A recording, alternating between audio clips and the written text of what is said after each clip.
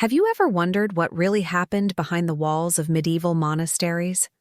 While many envision monks and nuns living in strict abstinence, a closer look reveals a hidden world of secrets and unexpected behaviors. On the Eagle Discovery Channel, we explore these fascinating stories, offering a new perspective on monastic life. The serene exterior and hidden passions inside.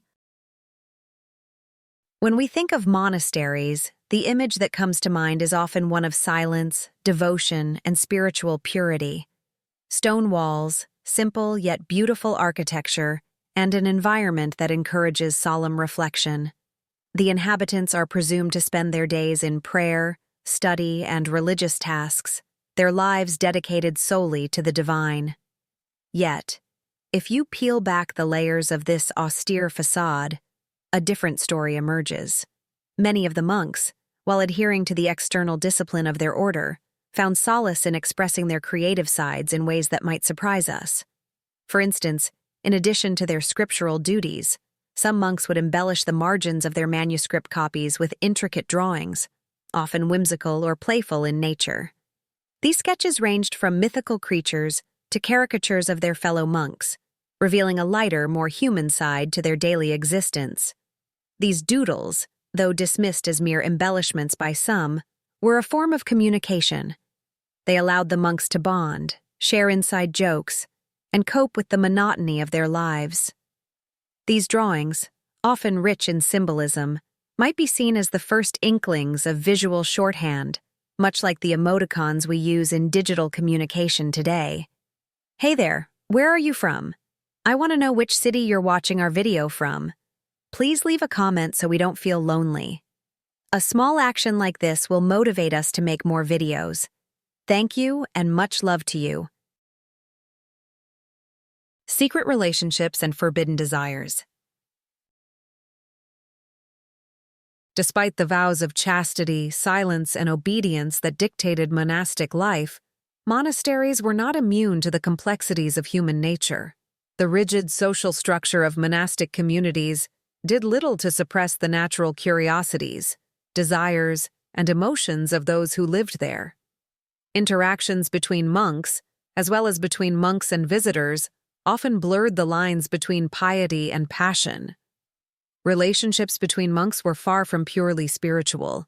As people living in close quarters, the bonds formed were intense and often transcended the boundaries of friendship.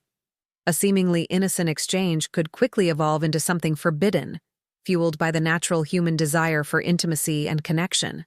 These relationships often had to be concealed, as any breach of the celibacy vow was met with harsh punishment. But, as history has shown, secrecy breeds intrigue, and many of these relationships were kept hidden in the shadows, whispered about behind closed doors. In some monasteries, these secret desires manifested in the form of secret nocturnal meetings, when the monks gathered in private chambers to indulge in forbidden pleasures. They would share meals that defied the austerity of their daily fare, rich meats, sweet wines, and even strong spirits. These gatherings were a stark contrast to the carefully curated public image of piety and restraint. The food, the drink, and the camaraderie formed an intoxicating mix, one that provided both physical and emotional release. These illicit gatherings were often an escape from the rigid schedule of prayer and penance, creating a world of indulgence hidden beneath the surface of a seemingly disciplined life. A life less ascetic: food, drink, and overindulgence. The food and drink within the monastery played an important role in reinforcing the dichotomy between asceticism and indulgence. While meals during the day adhered to strict guidelines, simple, nutritious fare such as bread, vegetables, and a modest amount of protein, nights were often a time for excess. The monks were known for their brewing skills, and beer became an integral part of their daily life. The beer was not just for personal consumption, but was often brewed as a form of trade or to serve visitors.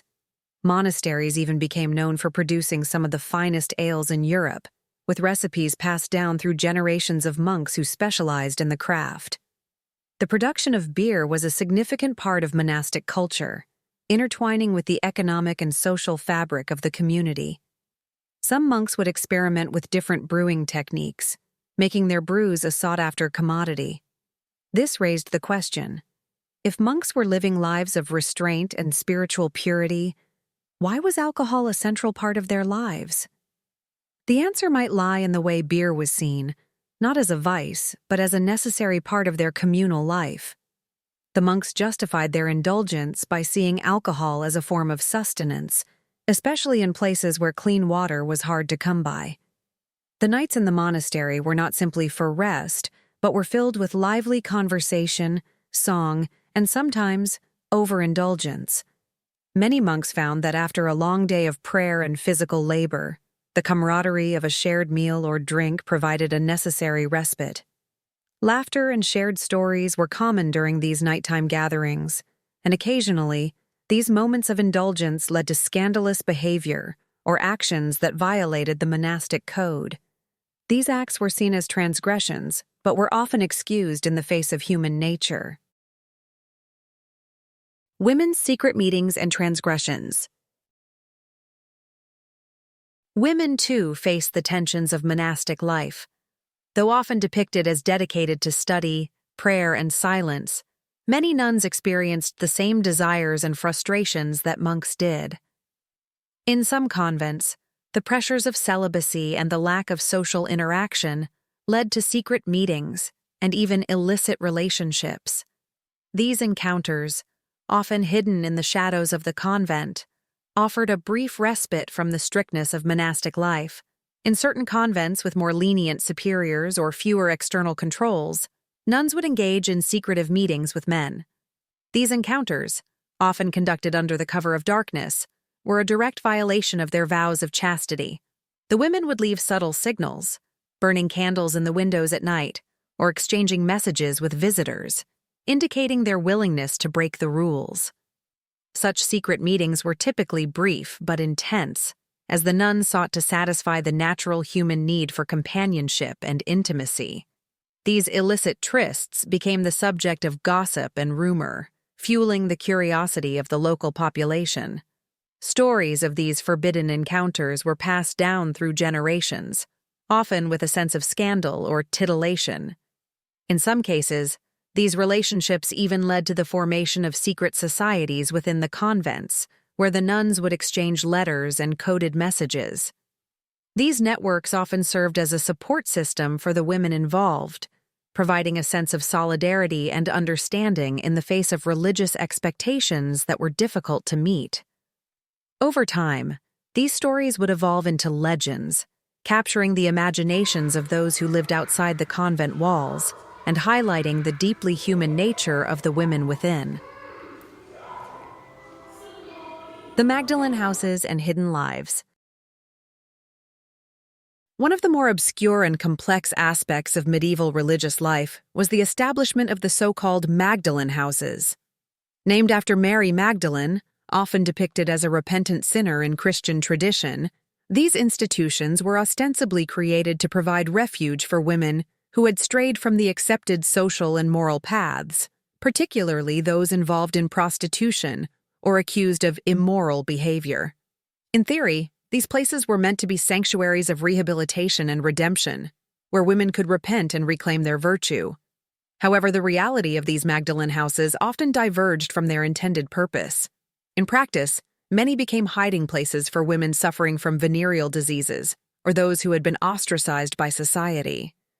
These women were often pushed to the margins of society, with the church offering a way to remove them from public view while avoiding the discomfort of confronting social issues directly.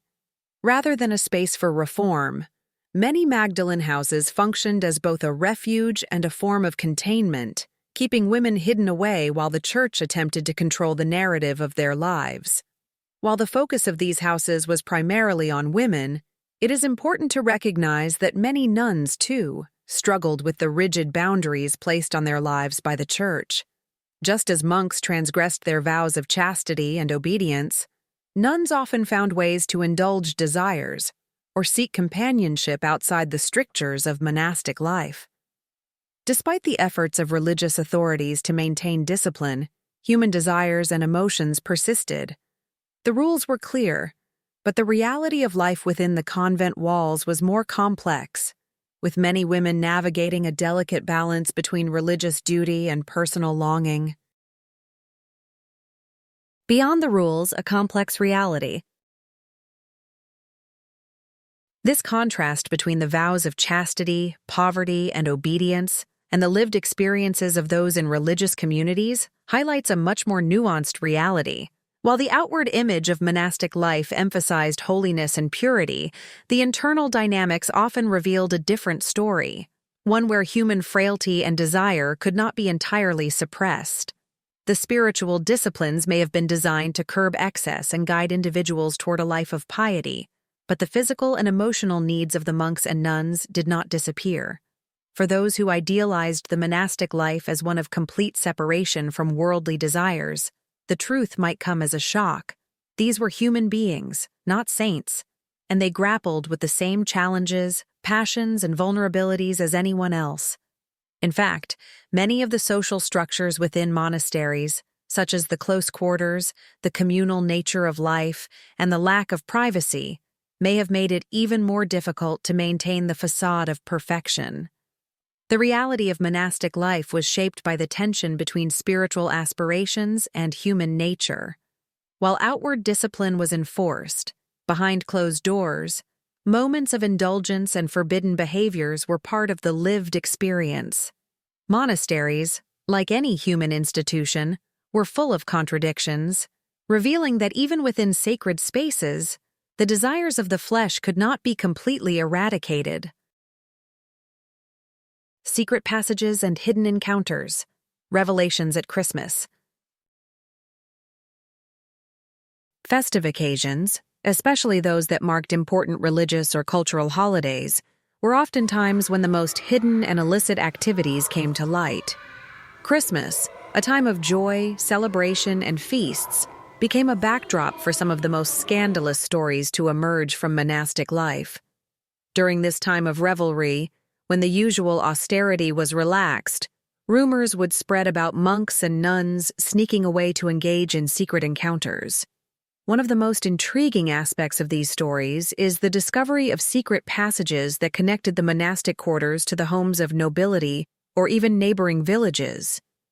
These hidden tunnels, known to only a select few, allowed monks and nuns to engage in forbidden activities without drawing the attention of superiors. They provided a means of escape, enabling those dissatisfied with monastic life to slip away into the arms of lovers, or to rendezvous with men of high social standing, who were often involved in illicit liaisons. Even when it was expected that all the inhabitants of the monastery would be engaged in prayer or contemplation, these passages provided an alternative route to secret meetings and escapades. What began as simple moments of sharing bread and wine could quickly escalate into more transgressive encounters, illustrating the contrast between the public image of purity and the private lives of those behind the stone walls.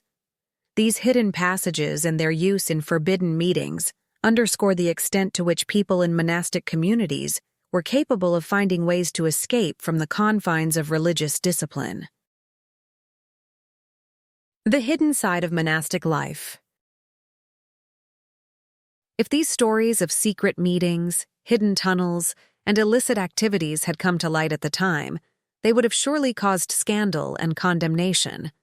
Yet they were simply part of a much larger, more complex picture of monastic life that went beyond the public facade of modesty and devotion. Many women entered convents not out of religious devotion, but because they were sent there by their families, either to avoid unwanted marriages or to preserve the family reputation.